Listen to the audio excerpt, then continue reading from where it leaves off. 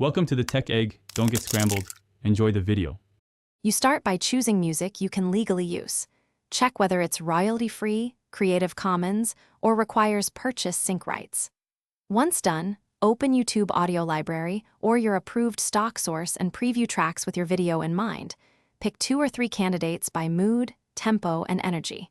Make sure your account is verified and your video length and format are ready. And download stems or note metadata so you can credit the creator and prove permission later if needed.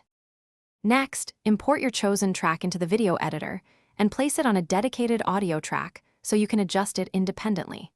Once placed, trim or loop the clip to match scene changes and use short fades of 1 to 3 seconds at cuts to avoid clicks. Make sure to automate volume or use ducking so dialogue stays clear.